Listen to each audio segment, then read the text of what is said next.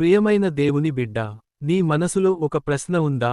నేను ఇన్ని రోజులు ప్రార్థిస్తున్నాను, కాని ఎందుకు ఇంకా సమాధానం రావడం లేదు?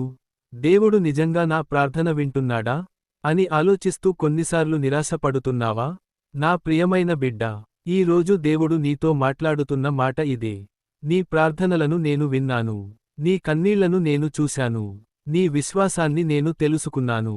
కాని ఎందుకు ఆలస్యం జరుగుతోంది తెలుసా? దేవుడు ఆలస్యం చేయడం కాదు, దేవుడు సరైన సమయాన్ని సిద్ధం చేస్తున్నారు. ఒక రైతు విత్తనం వేస్తే అది వెంటనే ఫలాన్ని ఇవ్వదు. కొంత సమయం పడుతుంది, మట్టి లోపల అది పెరుగుతుంది. తర్వాత ఒక రోజు అది మొలకెత్తి పెద్ద వృక్షంగా మారుతుంది. అదే విధంగా నీ ప్రార్థన కూడా దేవుని చేతుల్లో ఉంది.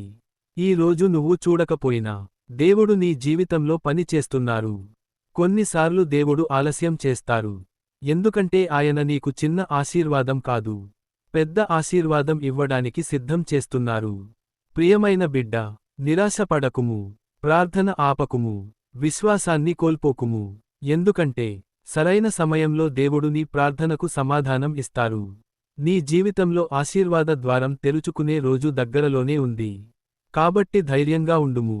దేవుడు నీ ప్రార్థనను విన్నాడు, ఆయన సమాధానం త్వరలోనే వస్తుంది.